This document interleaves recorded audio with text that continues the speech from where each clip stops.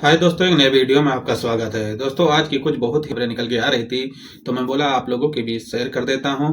तो दोस्तों, इस वीडियो में आप लोगों को काफ़ी जानकारी मिलेगी और आप लोगों से रिक्वेस्ट है कि वीडियो को शुरू से लेकर आखिर तक जरूर देखना। और जो लोग चैनल पे पहली बार विजिट किए हैं, तो उन लोगों से रिक्वेस्ट है कि चैनल को लाइक और सब्सक्राइब जरूर कर लेना, क्योंकि जो दुबई की कुछ जरूरी और ताज़ी खबरें रहती हैं, तो हम अपने चैनल के माध्यम से आप लोगों के बीच शेयर करते रहते हैं।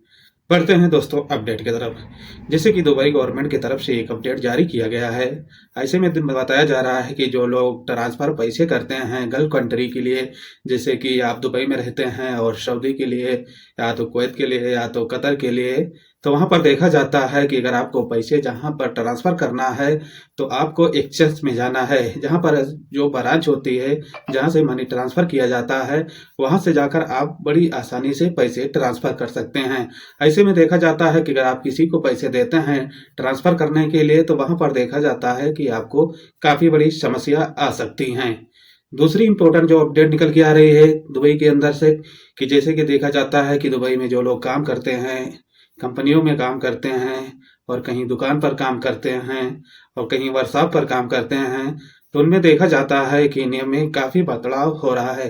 बदलाव के कारण ये बताया जा रहा है कि जैसे कि आपका वीज़ा एक्सपायर हो जाता है और कंपनी रेन्यूअल नहीं कराती है, तो ऐसे में देखा जाता है कि आपके ऊपर काफ़ी समस्या आ सकती हैं। जहाँ पर कहा जाता है कि दुबई गवर्नमेंट की तरफ से कि अगर आप किसी कंपनी में काम करते हैं और अगर आपका वीज़ा एक्सपायर होता है, तो आपकी कंपनी की ज़िम्मेदारी होती है।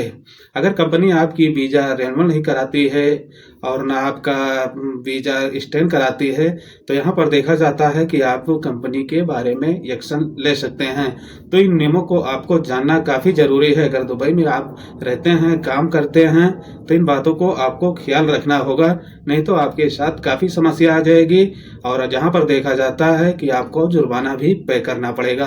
तो इन बातों को आपको ख्याल ज़रूर करना है। तीसरी इम्पोर्टेंट अपडेट जो निकल के आ रही है दुबई के अंदर से, कि इन दिनों देखा जा रहा है कि जो लोग मेट्रो से यात्रा करते हैं और वहाँ पर कहा गया है कि अगर नियम का उल्लंघन करते हैं, तो उनके ऊपर काफ़ी बड़ी कानूनी कार्रवाई भी की जा रही है और देखा जा रहा है कि भारी मात्रा में जुर्माना भी लगाया जा रहा है। जैसे कहा गया है कि दुबई में मेट्रो में आवागमन करने के लिए हर यात्रियों के लिए कुछ बड़ी ही ज़रूरी अपडेट दी जा रही है।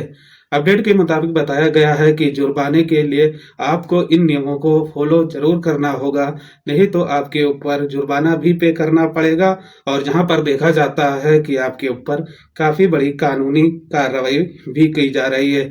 जहाँ पर कहा जाता है कि अधिकारियों से जानकारी की रिपोर्ट के मुताबिक कहा गया है कि अगर आप मेट्रो में यात्रा करते हैं, तो आपको सावधानी बरतनी होगी। अगर आप किसी के साथ गलत हरकत करते हैं, तो कहा जाता है कि तकरीबन आपके ऊपर 2000 दिरहम जुर्माना भी लगाया जाएगा।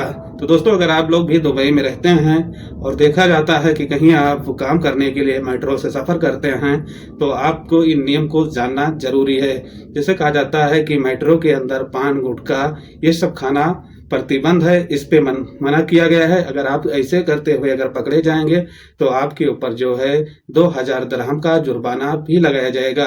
और जहां पर कहा जाता है कि किसी के साथ अगर गलत व्यवहार करते हैं मेट्रो के अंदर, तो आपके ऊपर भी जुर्माना आ सकता है। तो इन बातों को आपको ख्याल रखना होगा। और कुछ बड़ी इंपॉर्टेंट अपडेट है जो सऊदी अरब से निकल के आ रही हैं, कि इन दिनों देखा गया है कि सऊदी अरब में काफ़ी नियम में काफ़ी बड़ा बदलाव किया जा रहा है।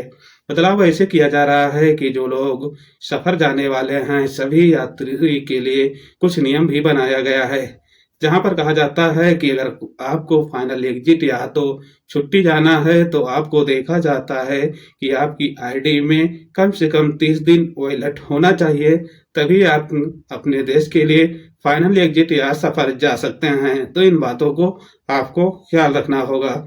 दूसरी इम्पोर्टेंट अपडेट जो है सऊदी अरब की, जहाँ पर कहा जाता है कि जो कामगार हैं, काम कर रहे हैं किसी कंपनी में या तो किसी दुकान पर, तो वहाँ पर देखा जाता है कि उनके साथ में अगर कोई समस्या आती है और कफील पैसे नहीं देते, न कंपनी पैसे देती है, तो ऐसे में देखा जाता है कि आप लेबर कोड में जाकर इसकी शिकायत दर्ज करा सकते हैं और देखा जाता है कि इसका जो है तुरंत ही एक्शन लेबर कोड और देखा जाता है कि आपको पैसे भी दिलवाएगी। तो इन बातों को आपको ख्याल रखना है।